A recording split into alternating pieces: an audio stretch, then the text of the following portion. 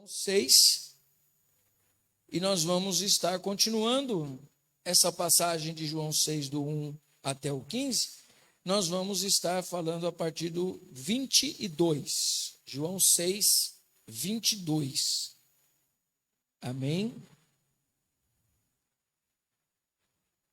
Depois de Jesus fazer esse milagre da multiplicação dos pães,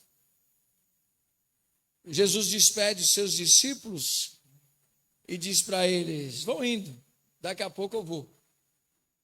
E Jesus, ele é sobrenatural. Ele dispensa os seus discípulos e ele vai um pouquinho mais tarde, só que no momento que ele vai, não tem um barco para ele ir, ele fala assim: não tem problema não. Deixa os barcos aí, tem alguns barquinhos lá que não tinha a ver com Jesus. Jesus decidiu simplesmente, eu acho isso maravilhoso. Você crê na palavra de Deus? Amém? Eu creio nela, irmão. Eu creio e eu entro nessas histórias aqui. E é bom nós entrarmos nessas histórias e não ficar lá no passado. Então, eu convido você hoje a olhar para essa história e trazer ela para o seu dia hoje. Olhar, focar em Jesus e ver as ações dele e tirar ensinamentos disso. Jesus, ele de repente, imagina essa situação, você que já foi na praia e gosta de uma praia, Jesus começa a andar na praia, começa a molhar os pés, daqui a pouco ele começa a pisar e vai andando lá para o fundo. E vai até os discípulos andando a pé, por cima das águas. E chegando lá, os discípulos ficam assustados, à noite, imagine você dentro de um barco, Jesus chegando, você não sabe o que é Jesus, um homem, uma pessoa, um ser andando sobre as águas, é coisa que a gente não viu, a gente já viu na Bíblia, e pela fé, nós entendemos que o mar foi aberto e eles passaram com o pé enxuto, mas uma pessoa que andou sobre as águas, o mar virou concreto, é Jesus que fez isso. Jesus chega no barco, entra no barco com eles e vai para uma outra margem. Chegando lá, é interessante que pessoas chegam até o lugar que Jesus estava anteriormente. Chegando lá, não vê Jesus. E eles estão empolgados, aquela multidão está empolgada, eles comeram pão que desceu dos céus, né? Jesus vai trabalhar isso. Eles comeram um milagre. Jesus, muitas pessoas andavam atrás de Jesus por causa dos milagres que ele fazia. Então, eu creio que todos nós gostaríamos de ver muitos milagres que Jesus fez. Mas é interessante o foco que Jesus tem, como Jesus se porta diante das dificuldades, como é que ele se porta diante das situações que vão acontecendo ao seu redor, as ideias das pessoas e o que é que está na mente de Cristo. As pessoas não estão enxergando Cristo como ele gostaria de ser enxergado. E é interessante que nós, muitas vezes, como líderes, nós como cristãos, às vezes nós queremos ser enxergados como deuses. Porque qual de nós que muitas vezes não oramos e gostaríamos que por causa da nossa oração aquilo acontecesse, não é? Que aí a pessoa diria assim: nossa, eu fui ali até o pastor Vitor orou por mim, a coisa aconteceu.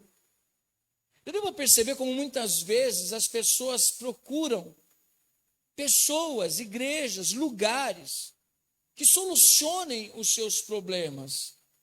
A igreja, é tão interessante que existe aquela igreja que é a igreja da cura, a igreja que é a igreja disso, a igreja daquilo, a igreja daquilo outro.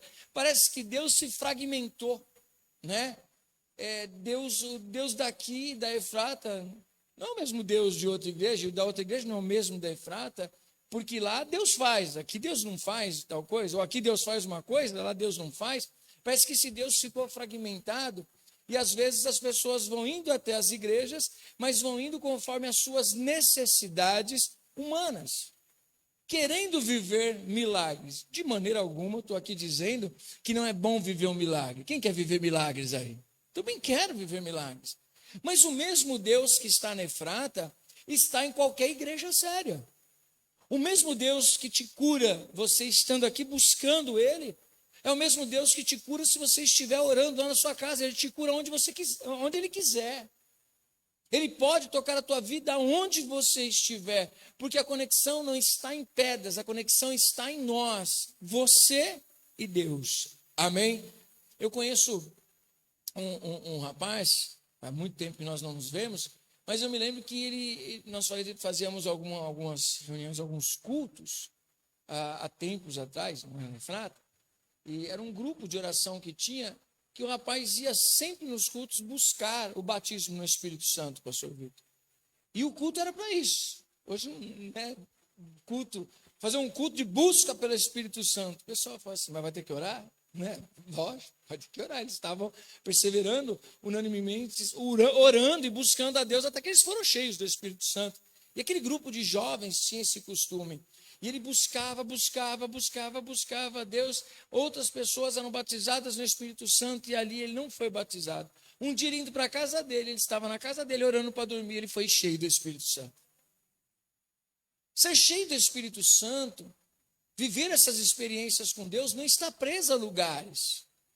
Aonde Deus quiser se manifestar, ele se manifesta. Jesus, ele foi procurado por um centurião e diz, olha, meu servo está doente.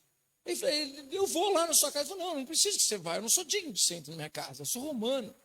Mas uma palavra sua, eu sei que ele vai ser curado, porque eu sou homem de autoridade. Então ele está olhando para Jesus dizendo, eu sou homem de autoridade, o senhor também. Olha que se você for olhar para um lado, a arrogância, né? Um homem dizendo que tem tanta autoridade e manda. Mas ele está transferindo que essa mesma autoridade de obediência na terra, Jesus tem no mundo espiritual. Uma palavra de Jesus pode tocar a vida de uma pessoa lá do outro lado do mundo. Porque Jesus, o Espírito Santo, Deus, a Trindade, ele tem algo que só pertence a ele, ou a eles. É onipresença. Ele está aqui agora. Mas ele está ouvindo a oração de um montão de gente. Ele está em outros lugares se manifestando. Ele está em outros lugares curando. E lugares que a gente nem imagina, lá está o Espírito Santo de Deus se movendo. Porque ele é assim, ninguém prende. Ele vai aonde ele quer. Ele sopra onde ele quer. E você não tem controle sobre isso. Ninguém controla Deus. Amém? Interessante que no versículo 22... do capítulo 6 de João, você vai ver que as pessoas, por não terem encontrado Jesus ali, eles vão atrás de Jesus. Só que em vez de Jesus ficar muito feliz de que eles foram atrás deles, pensa comigo, gente, se coloca como líder, como uma pessoa que quer bombar, vamos dizer assim. Um monte de gente atravessou rio, atravessou o mar, para ir até onde você está. E chegando ali te encontra, você se sentiria honrado ou não se sentiria honrado? Sentiria, puxa vida, o pessoal veio atrás de mim aqui. E Jesus diz para eles, vocês vieram, mas pela motivação errada. E eu preciso acertar as lentes de vocês. Olha só, vamos ler capítulo 6, versículo de número 22. Diz assim, ó. No dia seguinte, a multidão que ficara do outro lado do mar notou que ali não havia senão um pequeno barco e que Jesus não embarcara nele com seus discípulos, tendo estes partido sós. Entretanto, outros barquinhos chegaram de Tiberíades, perto do lugar onde comeram o pão, tendo o Senhor dado graças. Quando, pois, viu a multidão que Jesus não estava ali, nem os seus discípulos, tomaram os barcos e partiram para Cafarnaum à sua procura. E tendo encontrado no outro lado do mar, lhe perguntaram, mestre, quando chegaste aqui? Respondeu-lhes Jesus, em verdade vos digo, vós me procurais, não porque vistes sinais, mas porque comestes dos pães e vos fartastes. Trabalhai não pela comida que perece, mas pela que subsiste para a vida eterna, a qual o Filho do Homem vos dará. Porque Deus, o Pai, o confirmou como seu selo. Dirigiram-se, pois, a ele, perguntando, que faremos para realizar as obras de Deus? Respondeu-lhe Jesus, a obra de Deus é esta, que creiais naquele que por ele foi enviado. Então lhes disseram eles, que sinal fazes para que o vejamos e creiamos em ti? Quais são os teus feitos? Nossos pais comeram maná no deserto, como está escrito, deu-lhes a comer pão do céu. Replicou-lhes Jesus, em verdade vos digo, não foi Moisés quem vos deu o pão do céu, O verdadeiro pão do céu é meu Pai quem vos dá. Porque o pão de Deus é o que desce do céu e dá vida ao mundo. Então lhes disseram: Senhor, dá-nos sempre deste pão.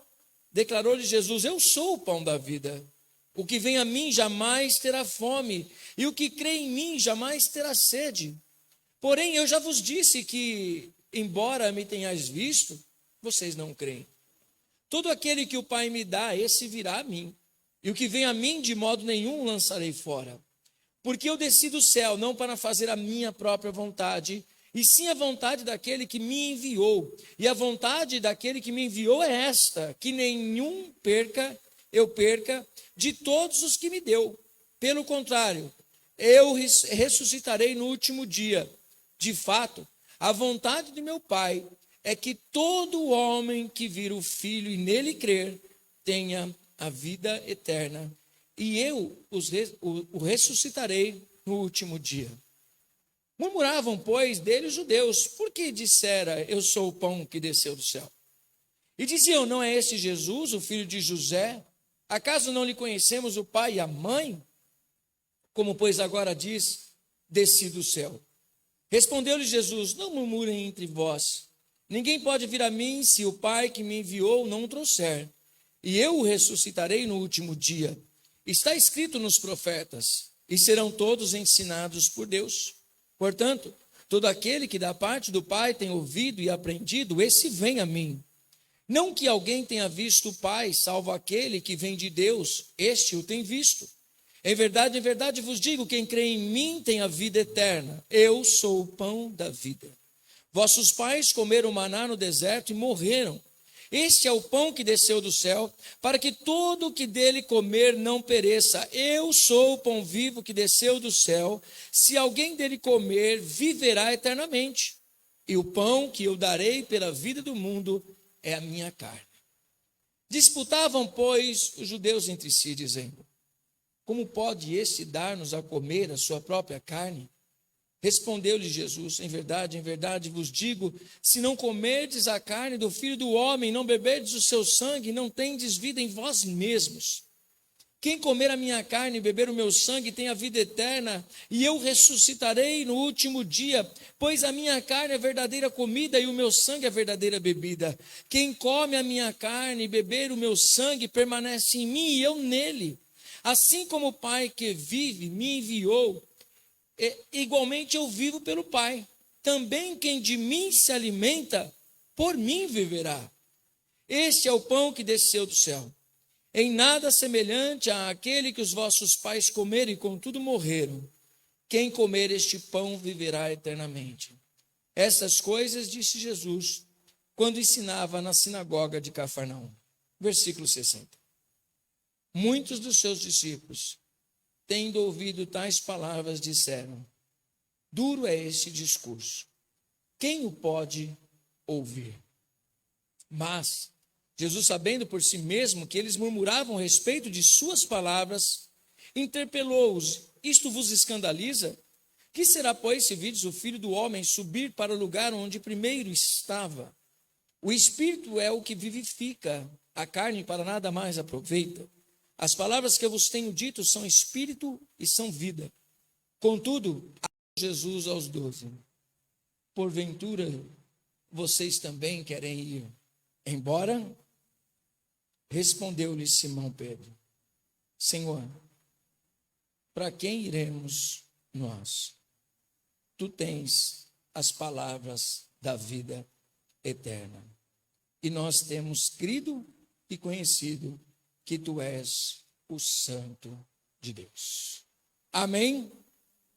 Uma leitura um pouquinho extensa, mas cheia de conteúdo, muito cheia de conteúdo. E eu queria analisar alguns pontos para nós termos uma modelagem de Deus na nossa maneira de vê-lo, na maneira de nós nos relacionarmos como igreja, nos relacionarmos como pessoas, como filhos, como servos. Nós aprendemos a nos relacionar com Deus, porque muitas vezes eu acompanho, e aqui eu não estou querendo dizer de um pregador A, de um pregador B, de um pregador C, não tem ninguém na minha mente, Só tem na minha mente situações, aonde muitas vezes até a Efrata pode estar envolvida nisso. Por quê? Deus é Deus de milagre, sim ou não? Jesus é Jesus de milagre? Sim, Ele é Jesus de milagre. Isso eu não tenho dúvida. Nós vivemos, nele nos movemos, e nós vivemos milagre, as portas abertas que Deus nos tem aberto, as oportunidades que Deus nos tem aberto. Mas o que eu percebo é que muitas vezes, não falando de um, de dois, de A ou de B, é que muitas vezes parece que o relacionamento com Cristo, o relacionamento com Deus, é simplesmente um relacionamento onde eu sirvo a um Deus que faz milagre. Eu vou na igreja porque eu busco o meu milagre. Eu oro para que o milagre aconteça na minha vida. Eu vivo o milagre. Eu prego o milagre. Eu busco o milagre. Eu estou atrás de Deus de uma maneira bem clara, porque eu sei que Ele pode me dar alguma coisa para a minha vida. Coisas que muitas vezes eu mesmo não consigo alcançar. E a maioria delas. Coisas impossíveis, porque milagre é uma coisa que o homem não pode fazer, somente Deus pode fazer. É interessante que é neste livro que aqueles rapazes, 4 amigos, faz uma logística bem complicada para descer um menino lá daquele telhado. Eles destelham a casa porque ninguém consegue acessar o lugar que Jesus está. Eles destelham a casa e descem o menino por aquela corda porque ele é um aleijado. E diz a palavra que ele é todo atrofiado, desce na cama dele. E Jesus olha para aquele rapaz e diz: os teus pecados te são perdoados. O pessoal olha e fala: puxa vida, como pode? Quem pode perdoar pecados? Somente Deus. E eles estão corretos. Na indagação deles, eles estão corretos, olhando para Jesus, dizendo assim: não, mas você não pode curar, você não pode perdoar o pecado do menino. Você não é Deus. Na mente humana deles, eles estão corretos. Não tem nada errado. Aí Jesus pergunta: o que é mais fácil, perdoar pecados ou curar a vida dele? É uma situação difícil. Na sua opinião, pense aí com você. O que seria mais fácil, Orton? Aquele rapaz ser curado ou os pecados dele serem perdoados? O que seria mais fácil? O que seria mais difícil? O que um homem poderia fazer nessa situação? Chega uma pessoa, imagine isso, chega uma pessoa aqui e diz assim, ó, tá aqui. Eu digo para ele que os pecados dele são perdoados. E digo para ele, levanta-te e anda. O que tem mais peso nisso? Com certeza é o sinal. E qual é o sinal? Do menino levantando.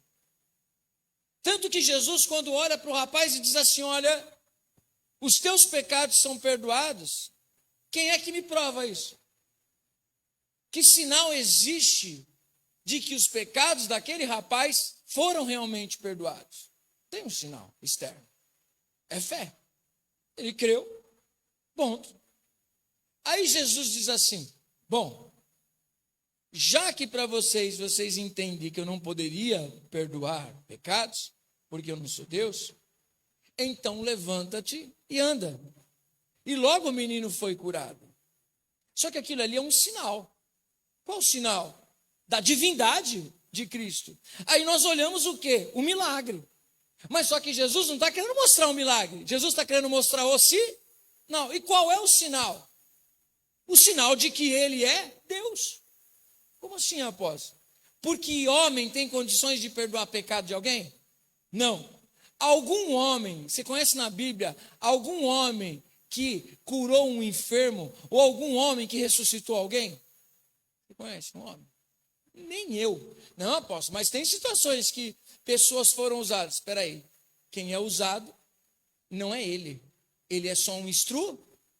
Quem é que ressuscita mortos? Quem é que cura enfermos? Quem é que perdoa pecados? Então, qual é o sinal que Jesus está dizendo para eles? Eu sou Deus. Então, não existe esse negócio de que Jesus não é Deus, ou que Jesus é uma manifestação de Deus. Não. Existe Deus Pai, existe Deus Espírito, existe Deus Espírito Santo. Os três são um, cada um de uma maneira trabalha, mas eles andam juntos. Então é a divindade. Então Jesus é a segunda pessoa da divindade. Por isso que somente Deus pode perdoar pecados e pode curar pessoas. Sendo assim, Jesus disse: o sinal de que eu sou Deus. Quando Jesus alimenta o povo com o pão, eles estão entendendo que é um milagre. Mas na verdade ali é um sinal. E qual é o sinal? Jesus mostrou: eu sou o sinal. O pão vivo que desceu do céu. E vocês não entenderam.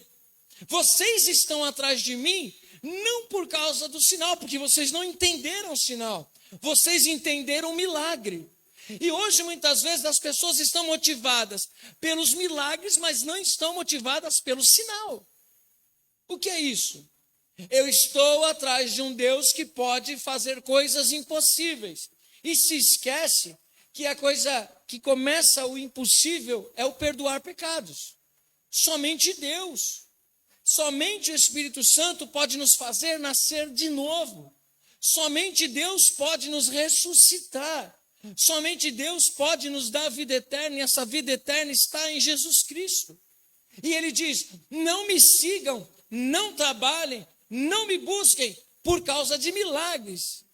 Me busquem por causa do sinal de que eu posso ressuscitar vocês. Me busquem porque eu sou Deus. Me busquem, não porque eu posso ser um solucionador de problemas.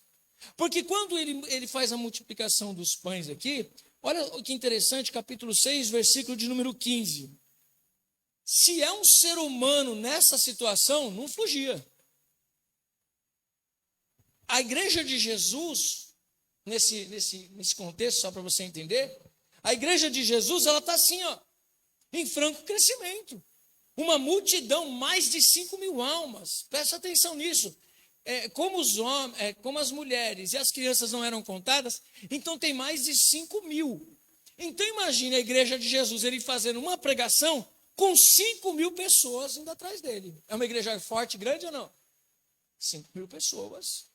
Tudo bem que essas pessoas estavam tudo precisando de um milagre, né? Mas mais de 5.000 pessoas indo atrás de Jesus. Jesus poderia dizer assim: agora chegou a hora. Mas olha que interessante, no versículo 15, o que Jesus faz? Sabendo, pois, Jesus que estava para vir, com o intuito de arrebatá-lo para proclamarem rei, retirou-se novamente sozinho para o monte. Eles queriam levantar Jesus não como o rei deles da maneira correta, porque ele é rei.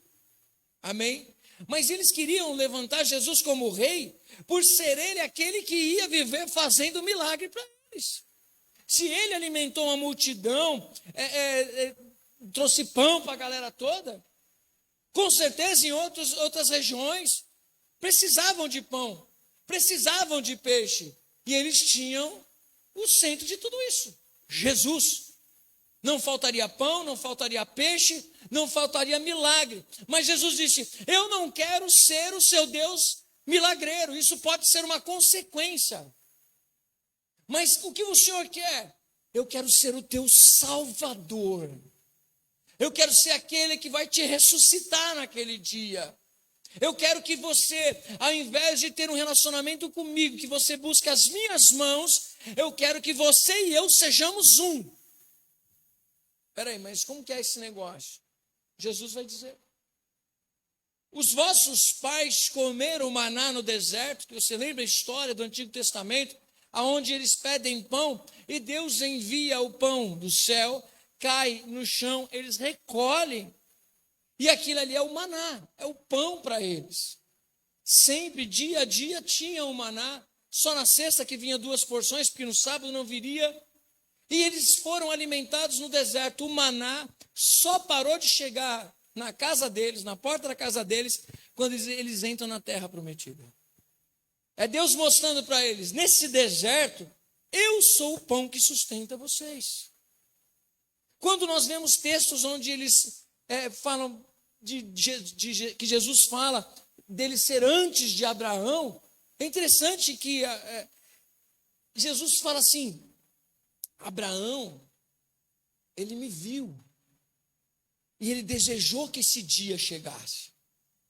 Ele contemplou, Então, por isso que nós podemos entender que em Hebreus, quando fala de homens que viveram por coisas lá do céu, homens das quais a terra não era digna deles, é porque eram pessoas que eram movidas não pela terra, eram pessoas que viviam milagres na terra, mas o que movia elas era o céu. O que movia o coração de Abraão era o céu. Os grandes servos de Deus, o que movia ele era os céus. Quando você olha para a história de José, muitas vezes nós falamos da vida de José, mas não podemos nos esquecer que José é uma peça no tabuleiro de Deus. O José, ele é mão de Deus para as pessoas. Então quem tem um projeto é Deus. É Deus agindo em favor do seu povo, é Deus fazendo milagre, é Deus apontando com sinais, e todos esses sinais, quem estuda a Bíblia sabe que aponta para a pessoa de Cristo. É isso que Jesus está dizendo aqui. Aí ele diz, olha, mas os vossos pais comeram o maná, mas eles morreram no deserto. Eu sou um pão, que não sou simplesmente um milagre, eu sou vida para cada um de vocês. Eu não sou aquele que você vai levar como rei na tua vida para fazer o que você quer. Eu não sou aquele santo de andor que você leva para onde você quiser, como um amuleto, e você diz, agora faz isso para mim, agora faz aquilo para mim. Não, o que eu quero com você é relacionamento. Quem de mim se alimenta por mim, viverá. Jesus disse para eles, não me sigam por causa de comida, não me sigam por causa de milagre, me sigam porque eu posso mudar a vida de vocês diante de Deus. Às vezes nós vemos, e eu falo, confesso para você, humanamente falando, como líder, como pastor, espero que você entenda, e vou falar até calmo para você entender direitinho, por favor, entenda o que eu vou dizer para você. Olha, é uma concorrência para ver que pastor tira o coelho da cartola. O que significa isso? Parece um comércio, muitas vezes, onde as pessoas estão procurando os seus líderes conforme aquilo que eles podem oferecer para elas. Então, se aquele pastor ele descer do elevador, chegar voando, se aquele pastor, ele puder te dar alguma coisa, se ele tira o coelho da cartola que o outro não tira, se ele faz um culto legal que o outro não faz, se ele provê alguma coisa que o outro não provê, se ele não fala do jeito que o outro fala, começam os ícones, os referenciais, não é? E aí começa a dizer, não, mas ali tem isso, aquilo ali tem aquilo outro, aquilo ali tem aquilo, mas aqui não tem isso, você não dá aquilo ali, faz falta disso, você precisa daquilo outro. Não, você falta, aquela igreja devia ser daquela cor, não, aquele som devia ser diferente, aquele telão é diferenciado, não, aquele projetor é diferente, não, aquela porta é diferente, não, o chão é diferente, viu o chão? Não, você viu as paredes da igreja? Não, mas você viu a decoração da igreja? Nossa, eu me sinto no céu lá e tal. Eu me sinto assim. Nossa, você vê aquelas cadeiras confortáveis?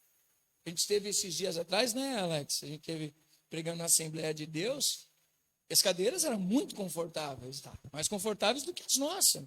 Quando a nossa igreja começou, a gente tinha cadeira como? De plástico e branca. Olha, gente. E diáconos, já pararam para pensar? Os meus diáconos já há muito tempo. Quantas vezes não fizemos um mutirão para lavar a cadeira branca? Um monte de vezes, não é? Lá, esfregando as cadeirinhas brancas. Agora, não tem mais nem cadeira branca para você lavar, irmão. E ainda pagamos esse mês que passou para lavar as cadeiras estofadas. Olha que conforto, aleluia. Glória a Deus. Glória a Deus, conforto, bem, não tem problema nenhum. Mas aquela cadeira da igreja que a gente foi, da Assembleia de Deus, era mais confortável do que essa ou não era, Kelly? Era mais confortável, irmão. É até perigoso, pessoa, se tivesse uma dessa aqui, muita gente fala assim, apóstolo, no culto pode tirar um cochilo. Ainda mais na pregação do senhor, que o senhor ensina muito. Aí que eu vou dormir mesmo, vou dar aquela cochilada assim, vou comprar até aquele negócio de avião assim, ó, que coloca aqui assim, sem encosta, fala assim, aleluia. né? Eu tenho que ser automotivado, vou pregar segundo aquilo que Deus ministra no meu coração mesmo. Por quê? A pessoa procurou uma cadeira confortável, então com certeza ela não vai estar na Efrata, ela vai estar lá naquela igreja, porque lá tem uma cadeira confortável. Tem um espaço de lanchonete aberto, é muito legal, poxa, da hora. E se eu levar um diácono lá e falar, eu queria uma dessa, eu vou falar, bata o joelho e ore primeiro para que Deus envie primeiro os diáconos. Porque uma igreja daquele tamanho para a gente cuidar, não dá com os diáconos que a gente tem, é pouco. Exemplo.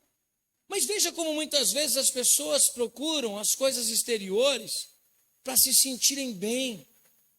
Procuram os pastores de sucesso, os pastores de renome. Às vezes, por exemplo, a gente prega a palavra aqui, eu prego na terça, eu prego no domingo, estudo, está minha esposa ali de prova, tá o mestre que às vezes está ali no jiu-jitsu aqui, os meninos, eu falo, não posso estar lá, porque eu estou cuidando de tal pessoa, tive que resolver problema aqui, tive que resolver problema lá, estudo a palavra, procuro trazer o melhor, e às vezes as pessoas não escutam nem as pregações do próprio líder da igreja, mas escutam palavras motivacionais de pessoas que nem na igreja estão e não sabem quem são. É doido esse negócio. Pessoas que às vezes se sentem inspiradas, mas não pelo seu próprio líder. Se sente inspirada porque aquela pessoa tem um monte de seguidores, falou uma coisa legal, falou uma palavra chavão, falou uma palavra que é totalmente para a vida dele aquele dia. E muitas vezes nós estamos pregando na igreja a mesma palavra com conhecimento, com profundidade, com dedicação, mas muitas vezes não somos valorizados. Essa é a realidade. Infelizmente, essa é uma verdade. Muitas vezes o próprio líder não inspira as pessoas. Mas por que está acontecendo? Aí eu olho, pastor Vitor, como Jesus, não olhe para multidões. Olhe para o que Deus falou para você fazer. Jesus ele disse, eu não vou olhar para vocês. Porque se eu olhar para vocês e for querer atender a necessidade de vocês, vocês querem um ídolo. E eu quero ser Deus. Eu quero ser salvador, eu não quero ser um milagreiro. Eu posso fazer milagre, mas eu quero ser o teu salvador. Quando chega a hora de Jesus dizer assim, gente, vem cá. Deixa o milagre aqui de lado. Me ouve numa coisa que eu vou falar para vocês. Aí o pessoal fala, Jesus, o que rola?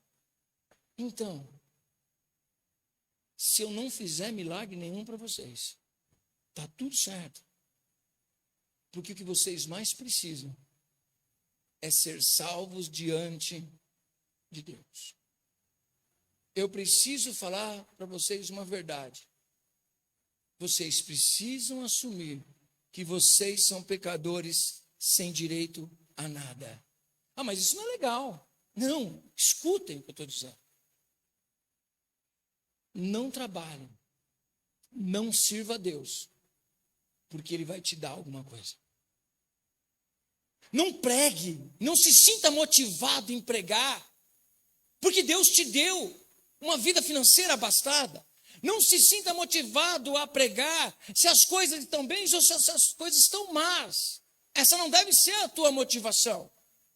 A motivação do cristão é, eu sou salvo em Jesus Cristo. Essa é a sua motivação. Não, mas eu preciso pregar. Por quê? Porque Deus me abriu a porta. E parece que as pessoas vão resumindo e vai afunilando que servir a Deus é você ter testemunhos para contar de uma história bem-sucedida. E não é. Nós somos chamados a pregar sobre o evangelho da salvação.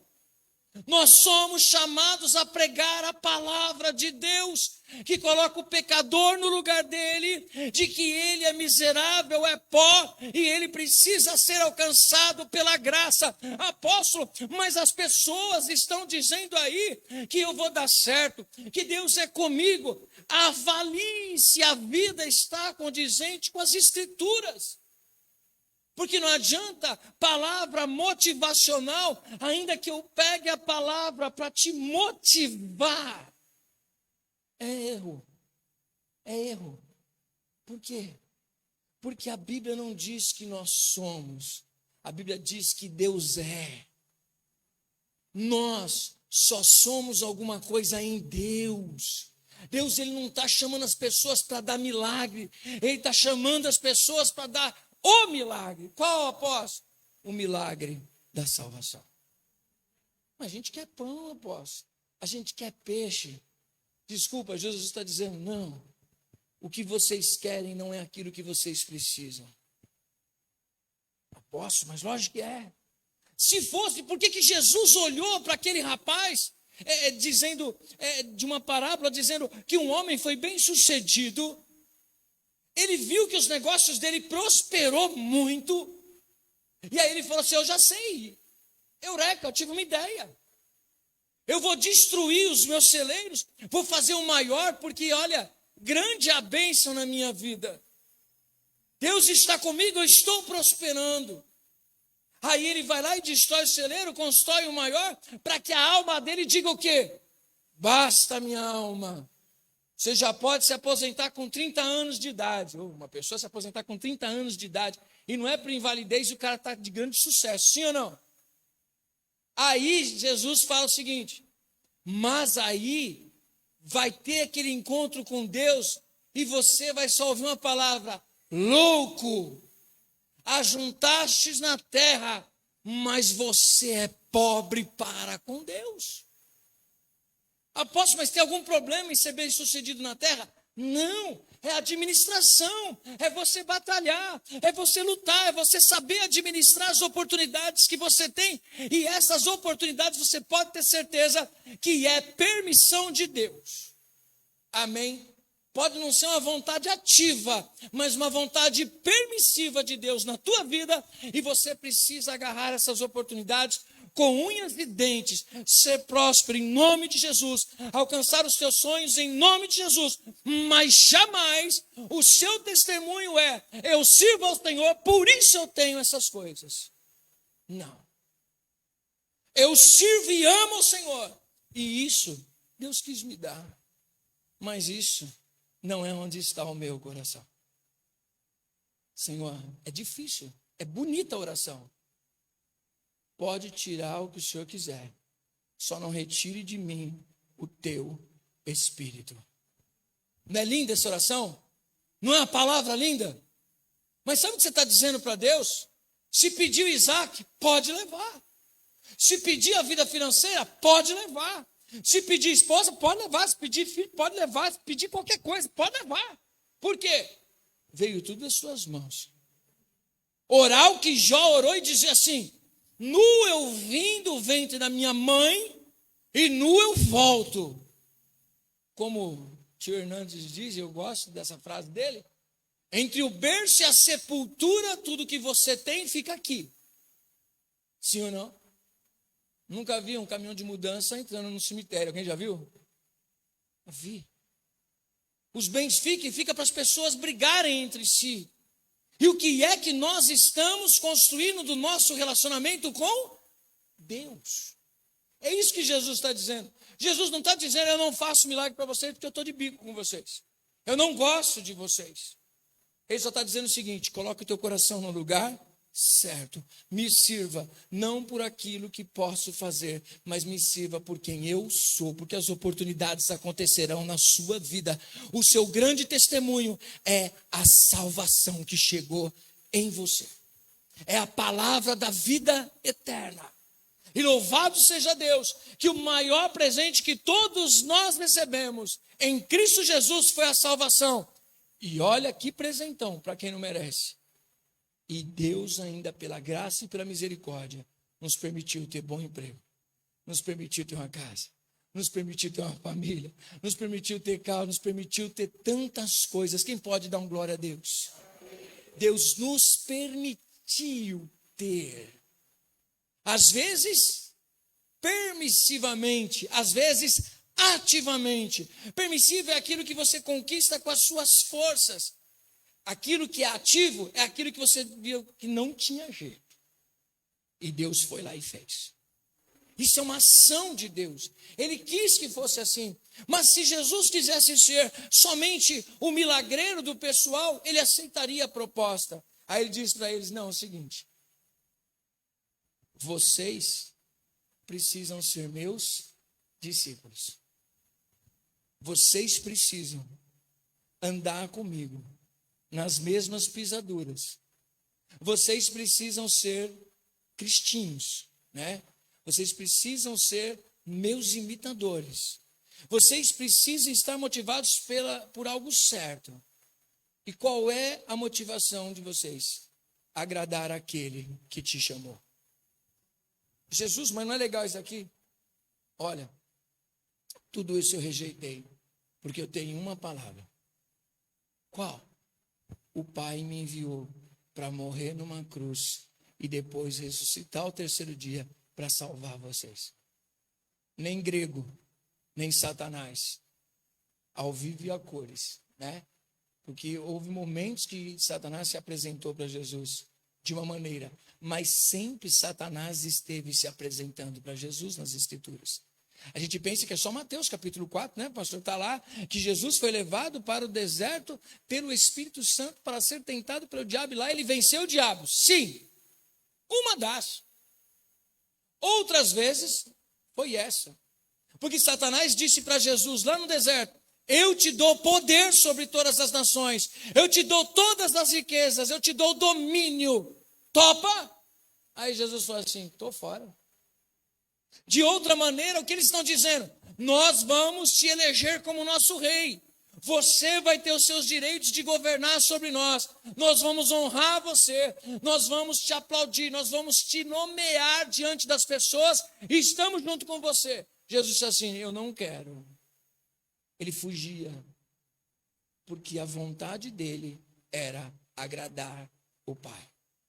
Aí ele diz: uma comida eu tenho. Uma fome eu tenho. Qual é a minha fome? É de me dar bem? A minha fome é de ser sucesso? Eu já sou sucesso, gente. Como você é sucesso, Jesus? Os judeus te rejeitaram. Os gregos te querem, você socou o pé neles, também não quer. A multidão aqui está te querendo, o senhor também não quer desse jeito. Se não for do nosso jeito, ninguém vai querer o senhor. Aí Jesus diz assim: ah, é? É assim? Não. Eu sou sucesso porque eu faço a vontade daquele que me enviou. Ponto. Eu faço aquilo que Deus me mandou fazer. Eu sou sucesso. Porque o meu sucesso não está no aplauso de vocês. O meu sucesso está no propósito que Deus me deu. É isso que Jesus disse. Vocês não vão me corromper. Eu não vou ser o rei de vocês. Eu não vou ficar fazendo milagre para vocês, porque milagre não converte ninguém, porque se milagre convertesse as pessoas, o povo não morria no deserto. Deus fez, Deus deu maná para eles e eles morreram, porque eles não converteram o coração deles. Mas eu tenho uma comida para vocês, eu tenho um pão para vocês, esse pão dá vida para vocês. Esse pão, quem se alimentar dele, jamais morrerá. Eu quero desse pão. Esse pão é a minha carne. O que é, Jesus? É. Ele está falando da Santa Ceia. Nós sabemos hoje que ele está falando da Santa Ceia. Ele está falando de ressurreição. Ele está falando de vida eterna. Ele está falando de céu. Ele está falando do reino de Deus. Ele está falando do mundo de Deus. Ele não está falando do mundo. Ele não está falando dessa terra. Ele está falando do mundo do Pai. E ele disse: eu me alimento do Pai. E aquele que me segue se alimenta de mim. Eu e essa pessoa nos tornamos uma só. Você vai fazer um exame de sangue. Quem já fez exame de sangue daqueles que você vai fazer, fuçar em tudo aí? Tem um monte de... recolhe de você uns 3, 4 tubos, não é isso, pastor? Pensar assim, ó. Você tem que ir para esse lugar como? Você tem que comer aquela feijoada.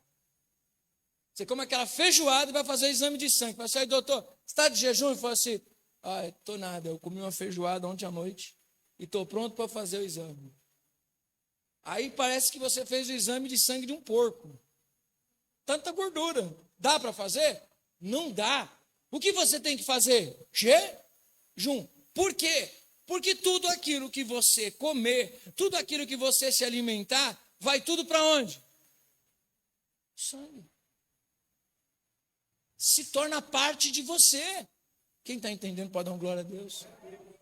Entenda o que Jesus está dizendo. Não existia esse exame de sangue naquela época, pastor. Mas Jesus está dizendo o seguinte: se vocês se alimentarem de mim, Eu farei parte de vocês, vocês farão parte de mim. Nós seremos um, indivisível. Eu e Deus, essa é a mensagem do Evangelho. A mensagem do Evangelho não é que nós vamos nos dar bem.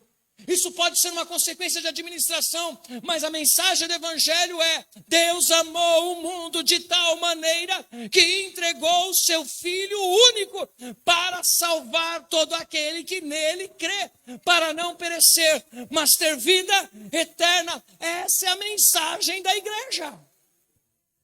Essa é a mensagem do altar. Essa é a mensagem que nós devemos pregar. Apóstolo, mas não, a gente já sabe disso, mas não vive isso. Apóstolo, a gente já ouviu, mas não viveu. Quantas vezes você fala para as pessoas, quantas vezes as pessoas até sabem de cor e salteado, mas não experimentaram que o Senhor é bom. Não experimentaram a alegria da salvação. E a única coisa que alegra é quando vai tudo bem na terra. Quem está entendendo, diga misericórdia.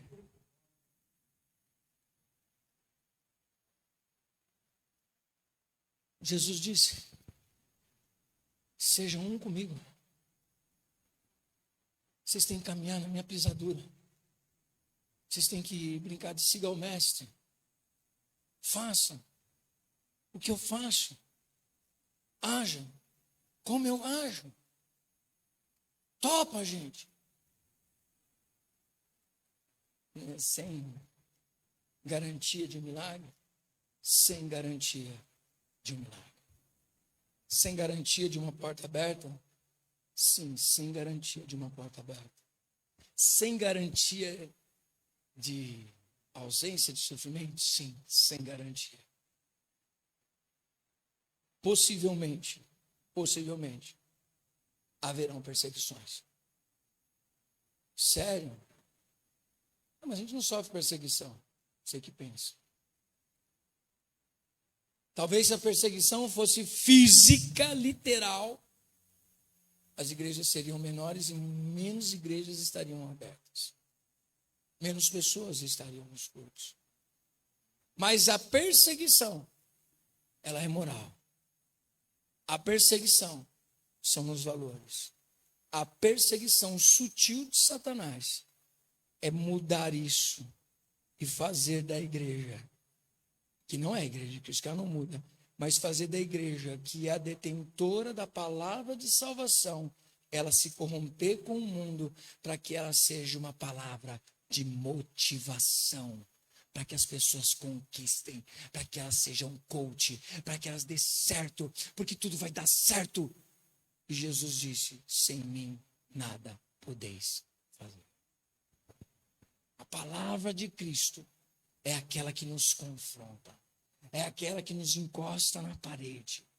E aí você pergunta assim: apóstolo, mas você prega isso daí lá na Efrata, mas é o que traz de mudança. Eu não tenho que me preocupar com o que traz de mudança, é isso que Jesus me ensina. Eu tenho que me preocupar se eu estou pregando a verdade da palavra de Deus. Em segundo lugar, eu preciso me preocupar mais ainda se eu estou vivendo essa verdade da palavra de Deus. O resto eu não tenho que me preocupar com mais nada. Não tenho que me preocupar com mais nada. Eu não tenho que me preocupar com quantidades. Eu não tenho que me preocupar com tamanho. Eu não tenho que me preocupar com salões. Eu tenho que me preocupar em pregar o Evangelho. Eu preciso estar focado em Cristo. Eu tenho que ser o garçom de Deus, pastor. O garçom de Deus. E o bom garçom de verdade é quando você vai naquela churrascaria caríssima. Como que é o garçom da churrascaria caríssima? É assim. Você vai na churrascaria que não é caríssima, embora não está barato na churrascaria. Mas você vai na churrascaria mais ou menos e o garçom está trocando ideia com o outro preocupado com o jogo de São Paulo. Não é você? Aí, fiz uma aposta. Se São Paulo ganha do Corinthians, você quer comer a carne. Ô garçom! Ô garçom! Uau! Garçom! O que você quer? Carne? Qual que o senhor quer? Picanha. Não tem. Ah, uma carne assim. Também não tem. Essa tem. Ó, essa aqui tá boa, não tá? Ih, tá dura, garçom. É o que tem. Esse é um garçom. Agora você vai em outra, que tem um garçom que ele faz o papel dele. Você precisa levantar a mão para chamar ele? Você mexeu os olhos, ele está do seu lado, irmão. O pano, aquele guardanapo está aqui assim, por acaso caiu, ele já está com outro aqui para você. Aqui. Você escutou um barulho de talher caindo, ele já está, cadê? Será que é o meu cliente? O que o senhor quer? Você quer mais passado?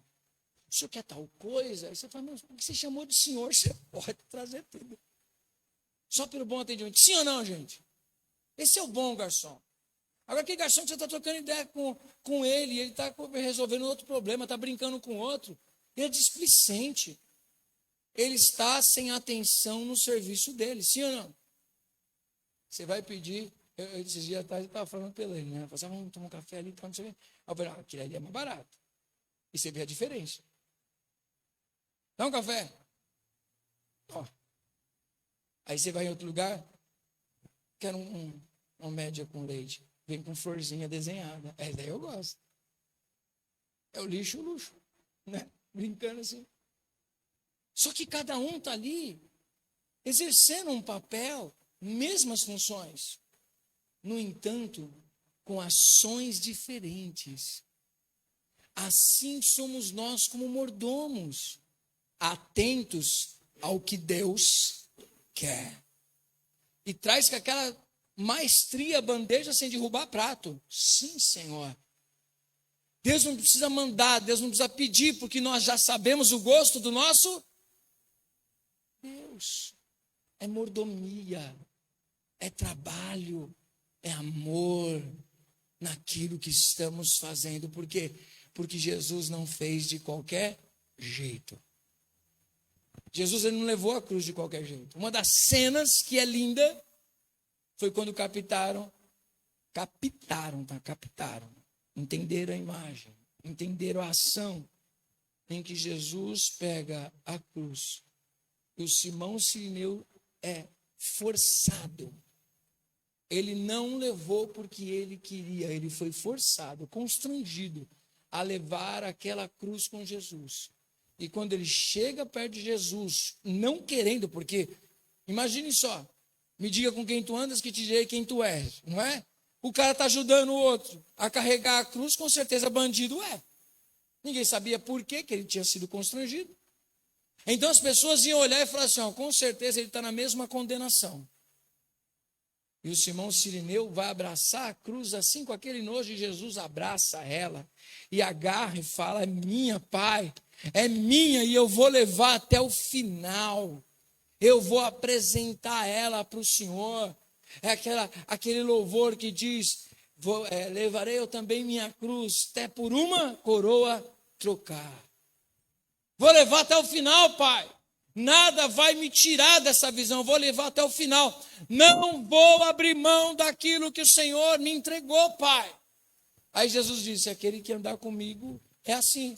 Aí o que o pessoal faz? Valeu aí, Jesus. Essa palavra é muito dura. Eu acho que essa igreja não vai crescer, não, Pai. E eu não estou fazendo apologia à frata, não, estou falando da palavra. Desculpa, Jesus, não vai dar, não. Vai rolar, não, eu vou embora, fica para outro. Aí outro vai embora, e vai indo embora, e vai indo embora.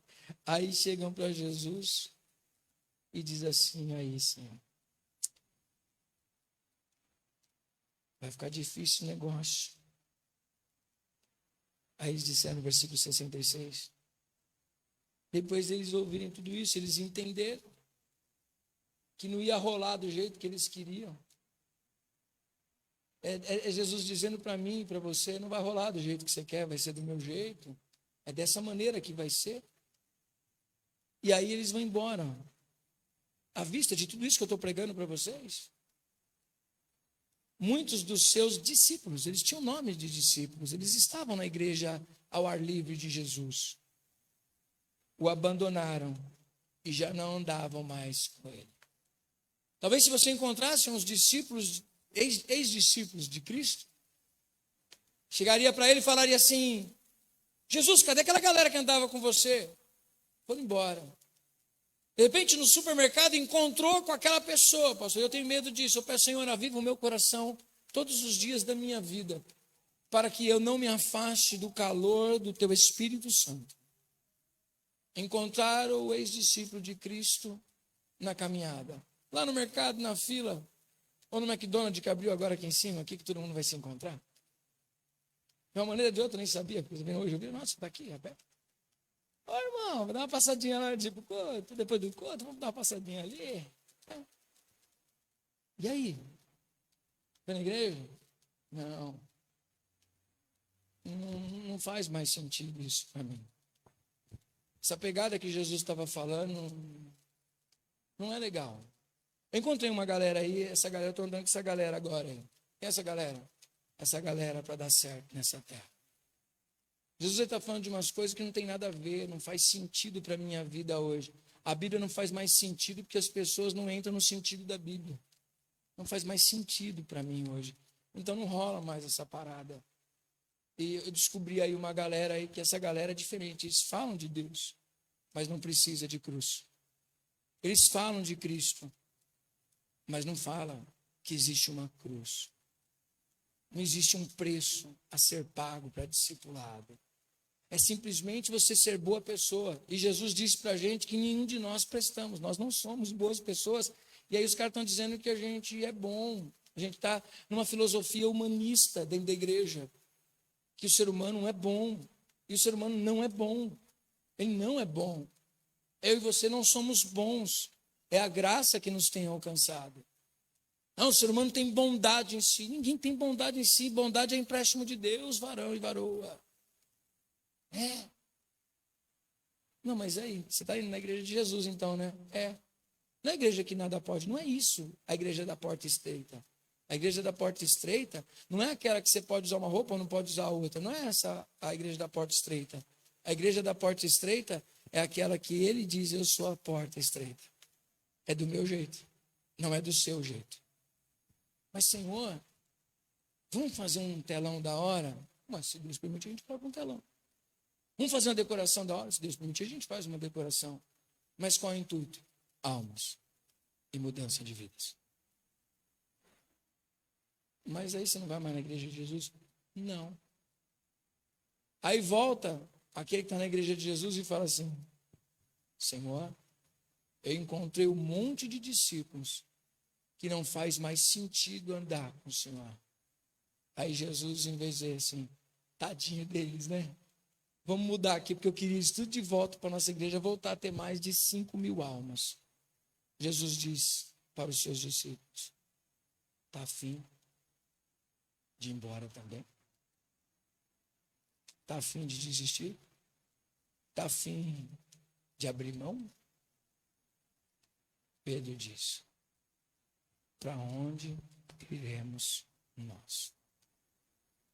Eu já não tenho para onde ir. Só o Senhor tem as palavras de vida eterna. Não é questão de igreja, Jesus. Não é questão de seguir alguém. É a questão de que só existe uma verdade. Essa verdade é o Senhor. Só existe um caminho, só existe uma vida. E não existe outra a não ser o Senhor. Eu não tenho para onde ir. Ou eu vou te seguir e ir para o céu, ou eu vou dar as costas a caminho do inferno. E Jesus não aliviou. Jesus continua pregando para mim e para você. É do meu jeito. Eu não vou ser o seu santo milagreiro, mas de uma coisa você pode ter certeza: eu vou ser o teu Salvador. O meu reino não é desse mundo. Se fosse desse mundo, batalhariam por mim. Mas meu reino não é desse mundo. Se vocês quiserem me seguir, venham e sigam os meus passos. Amém? Isso é acertar a ótica para a ótica de Deus. Eu também passo pelos desafios. Você acha que o inimigo muitas vezes não diz? Eu brinco muito com os meninos aqui. Olha para isso, olha para aquilo. Eu sempre digo, eu que estou errado. Eu que estou errado. Mas se você se compara, você se mede, é muito ruim. Se isole você e Cristo e veja se você está fazendo aquilo que Deus mandou você fazer. Ponto. Ponto. Deus te deu algo. Descubra o que é esse algo e faça com excelência. Não olhe para a direita, não olhe para a esquerda. Não olhe para pessoas. Olhe para Cristo e fala, é Ele que eu vou seguir. Eu falo que, em nome de todas as igrejas e todos os pregadores, as pessoas têm que estar na igreja por causa de Cristo, e para Cristo, e por Cristo. Caso contrário, elas sempre procurarão lugares confortáveis ou lugares que sejam conforme o que elas querem. Deus te colocou aqui? Então é aqui que você precisa dar fruto e fruto em abundância. Ou você vai deixar de ser cristão? Vai ser cristão? Aqui está uma igreja que você pode ser cristão. Como muitas outras igrejas existem que podem ser cristãos. A pergunta é, você está onde Deus te colocou? Se coloca de pé, em nome de Jesus.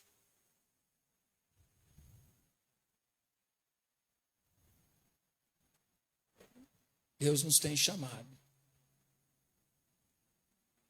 Que as consequências de um posicionamento com Deus atraem as bênçãos sobre a tua vida, em nome de Jesus Cristo. Mas que sejam consequências do teu posicionamento. Nunca a sua motivação. Que a sua verdadeira motivação seja agradar àquele que te chamou. Amém? Vamos orar nesse momento? Feche seus olhos.